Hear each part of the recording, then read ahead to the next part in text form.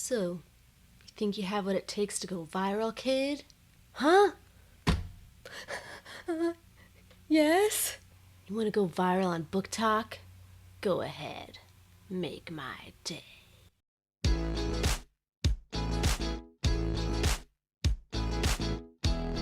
Hi, I'm MK Williams, an author and independent publisher. I love sharing my insights about all things self-publishing with you. Before I get into the details about today's topic, don't forget to hit subscribe. You'll be notified when I put out new videos every week about self-publishing, making a career of being an author, and now being a mompreneur. And before I dive into today's content, I want to give a big shout out to Angie Hawkins, author of Running in Slippers.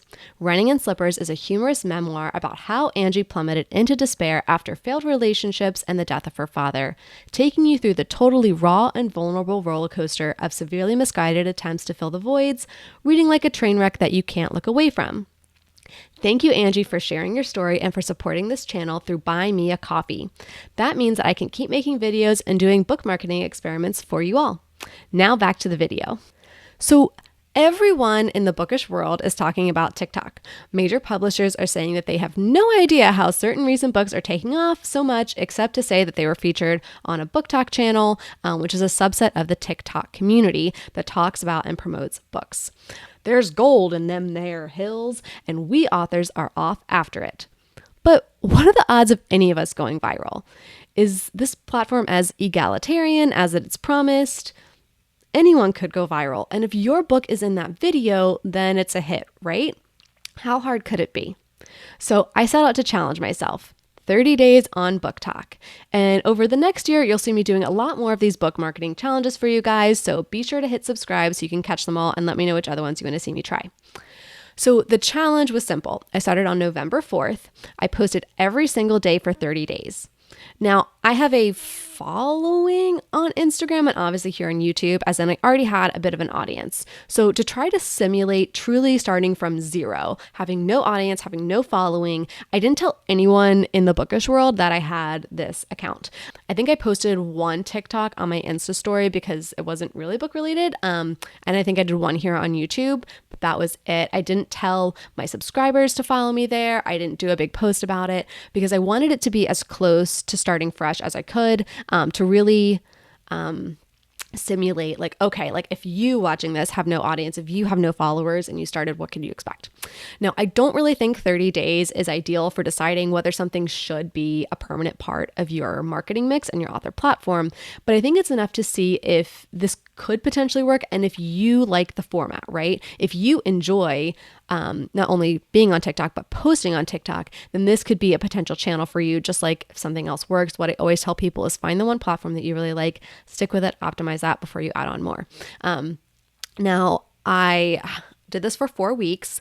At the end of the first week, I had 787 followers. Not too shabby. I was feeling pretty good. The end of week 2, I had exactly hit 1,000 followers, and that seemed to be a big milestone because different people I saw on BookTok were doing like giveaways for books when they finally reached that number. They're like, oh, I finally reached 1,000 followers. I'm going to do a giveaway. And I got there pretty quickly, so I was pretty excited. I was like, oh, maybe I know what I'm doing. No, because at the end of week 3, I had 1,001 followers, which is interesting because every day I had multiple notifications for new followers. So I think there's a lot of unfollowing going on in the app. And then by the end of week 4, I was back at 1,000 followers again. And at the very end of the challenge, I was back at 1,007 followers. So that was pretty interesting just to see. It was a really quick rise, like really fast. Like TikTok was like, look, people are following you, people like you. And then it was kind of like, meh. And the same thing happened with my content. Like my first couple videos got within thousands of views within a couple of days. And then the other ones just cut off. And it was interesting, right around the 28-day mark, my views just plummeted. Like I was getting a couple hundred views on each video consistently. And then it was like 60 views or 70 views.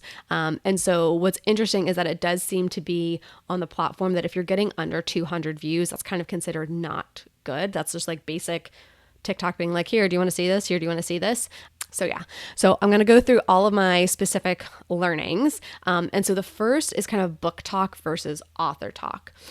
So I was very intentionally in the beginning trying to make my account about books and BookTok and not necessarily about author life or AuthorTok.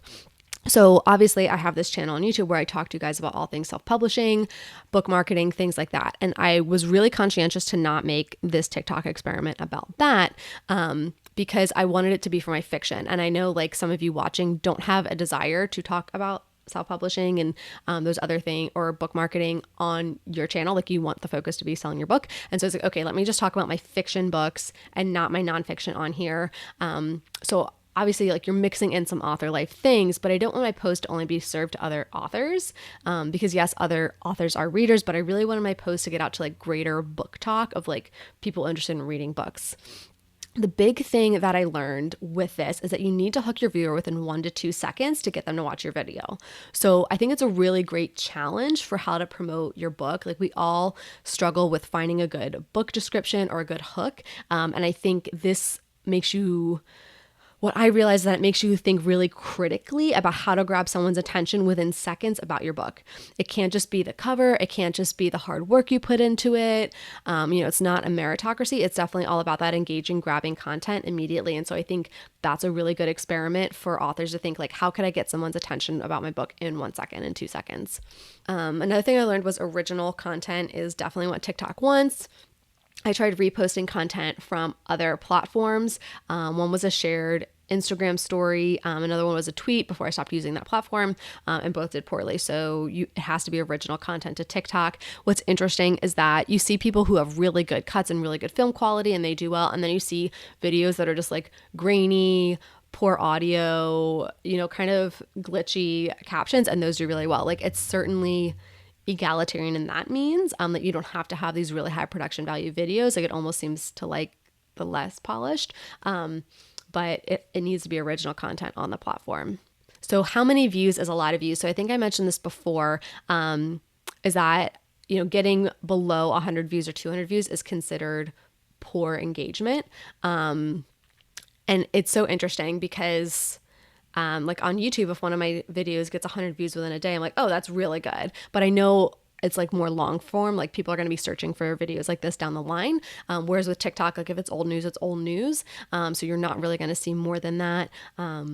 It's considered, 100 to 200 views. It's considered like the bare minimum. Like not good in terms of tapping into this massive potential reach of millions of users on TikTok. So that's one thing to keep in mind. And I saw a lot of book talkers and author talkers posting like, why can't I get more than 100 views on my video? So it seems to be like a common thing people are lamenting on the platform. So learning from others. So I looked at what posts I was seeing that had a high number of views, likes, shares, etc., and tried to emulate them, not to copy their style, but try to be like, okay, what did they do there? How did they grab my attention? Did they do any trendy music that was like trending on the platform? Did they do any like funny things everybody was doing? I think one thing that was a little frustrating was to see, somebody would make kind of a joke about like author life and then to see every other author make the same exact joke. And I'm like, I just feel, I watch other YouTube channels and kind of what I understand with like comedy is that like you don't steal another comedian's joke, or if you say something similar, you obviously need to give them credit, or you need to change it in a way that makes it your own and like expand on it. You don't just say somebody else's joke. And so I see that a lot on TikTok. And so I think I'd be frustrated by that if I were a comedian or if I was the person to start and like make that joke first. If everybody was just like copying it, to be like, okay, but like, can you make your own joke? Is there nothing going on in your life? So that was one thing. There was one account, Shelby, over at Writers and Poets. Her main account is Shelby Lee Poetry, and she had a video go viral there. So now she offers BookTok and TikTok recommendations to authors over on Writers Poets. You've probably seen some of her ads for her checklist on Instagram, on TikTok, and things like that. So she gives a lot of advice for free on her TikTok channel, but she does have those really inexpensive guides that you can purchase as well to kind of learn about optimizing TikTok. And so for me, I kind of leaned on like, how did I finally learn about YouTube? It was like the hard way. And then I finally was like, oh, I need to like leverage all these things. So I think I was better able to go into this experiment with an idea of like how to learn to improve. And I think that's something, if you're regularly using TikTok already, you probably will pick up on things quickly. But if you've never used it before, like go in with the mindset of learning and trying to observe in a manner where you're not just entertained by what you're seeing, but you are learning from it. The community was great. It's a very welcoming community of writers. That was one thing I noticed right away. They were super welcome. Like, we're here to learn too. I'm sure there's pockets of drama, but I just didn't see any. So I thought it was really positive. Okay, so what sells or what's trending? And so I would see a lot of like spicy romance and fantasy books on the videos that I was served for BookTok. And that seems to be what's trending and what's selling to the people who are mainly using TikTok. So when I did post about my vampire short story, I definitely got way more engagement than even my sci-fi posts, and certainly way more than some of my literary short story posts. So there was definitely a trend more towards fantasy, YA fantasy, adult fantasy, and like spicy romance. There was like a few things I would see were like, oh, but I write sweet romance and nobody likes my TikTok. So it definitely seemed to be like trending towards the spicy romance. All right, the hype. The hype is real, but like the hype around BookTok, I think, is a double-edged sword. Like we know the TikTok algorithm makes it so anyone, truly anyone, regardless of how many followers you have, can go viral. And because of that, it's like a gold rush. Everyone is hoping for that, but not entirely sure how to do it. And some authors that I connected with said that they did have a video go viral. Yay! But it was nothing about like their writing, and their books weren't in it, so it didn't move the needle on their book sales.